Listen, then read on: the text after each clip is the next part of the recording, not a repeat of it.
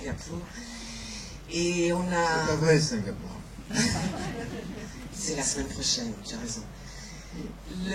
Ah mais si tu me coupes là, alors là je suis complètement perdue. Je vais tout oublier. Ce que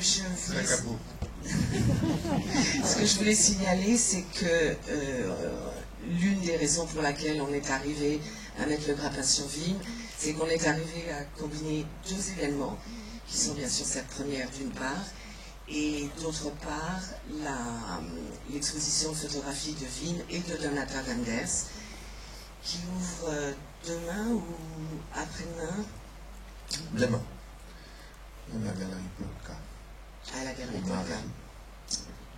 Alors, juste avant que je te laisse dire deux mots, parce qu'il y a 5 heures, avec quand même une intermission, un entracte, je vais te dire que c'est quand même sous le sceau de l'Amérique, une extraordinaire amitié franco-allemande que tout ça se passe. Aujourd'hui, on est le jour de l'armistice, l'anniversaire. Ensuite, nous avons la disparition. Un jour de joie en Allemagne.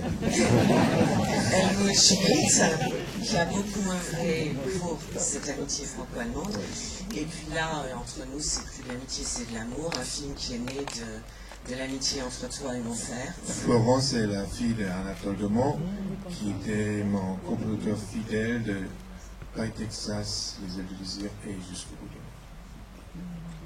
Merci Florence, c'est Florence qui s'occupe des 3 films en France et aussi de la restauration.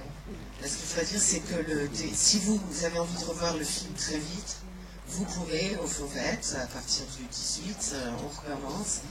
Mais pour revenir à ce saut franco-allemand, je voulais aussi signaler l'extraordinaire coopération qu'il y a eu entre l'Allemagne et la France, dans d'abord Arte Allemagne t'a aidé au niveau des restaurations par l'acquisition des films qui du coup vont être montrés tous sur Arte Allemagne, et donc nous on va aussi en bénéficier en France.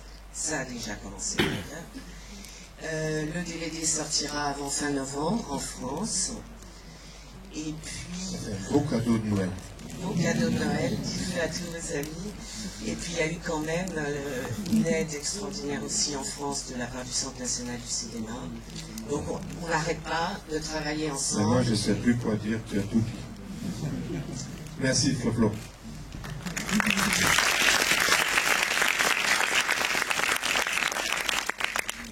Il y a 25 ans, on était en tournage. Il y a quelques-uns parmi vous qui étaient sur cette aventure.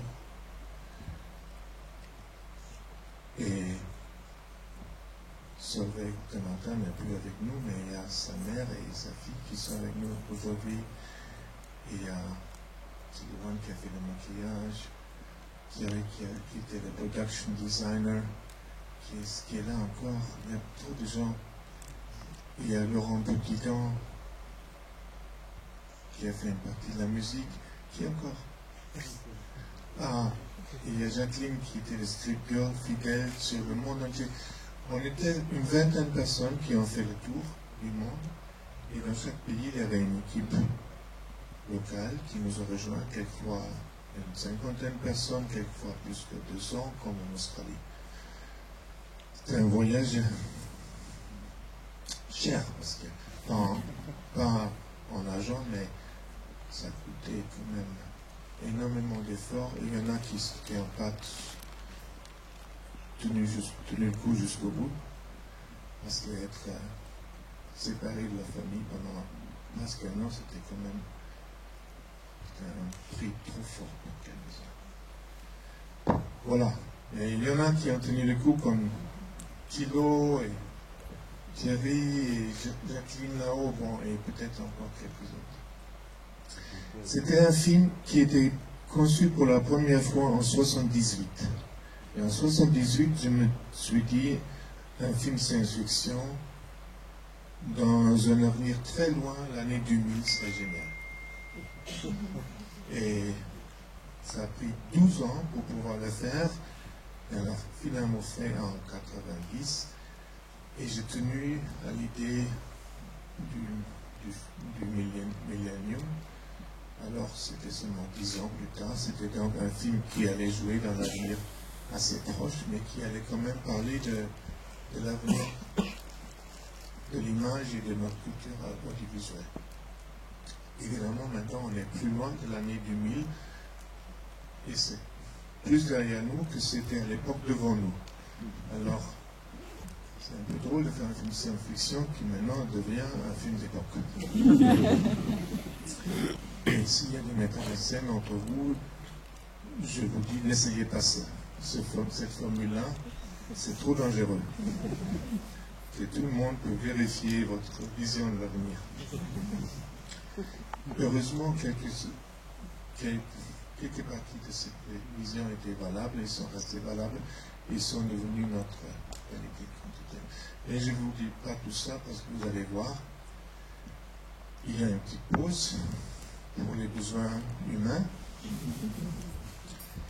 Et le film qui est sorti à l'époque, il y a quand même presque un quart de siècle, c'était un Reader's Digest. C'était une version de 2h30. Les distributeurs du monde entier ne voulaient pas ma version longue. Je l'ai préservée et beaucoup plus tard, on a pu la terminer. C'est pour ça qu'elle existe maintenant. C'est 4h50 qui représentent l'aventure et l'ambition et aussi le voyage qu'on a fait. Le voyage dans le monde, mais aussi bien le voyage à l'intérieur de l'âme. Et partout dans le film, il y a des scènes qu'il n'y avait pas.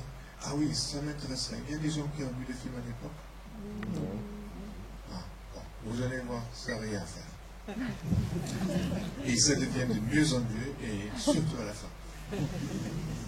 Et c'est pour ça que je serai là à la fin pour vérifier qui est resté. Et j'arrête de vous parler parce que c'est quand même, je suis quand même très très content que finalement 25 ans plus tard, aussi Anatole serait très content que finalement on voit la taille de notre aventure. Et je suis reconnaissant aussi au distributeur de prendre cette aventure. Où est-ce qu'il est, Philippe? Il est là. Bon, merci encore. Le film sort la semaine prochaine? Le 18. Bon. Je vous vois tous plus tard. Tous, hein? Ciao.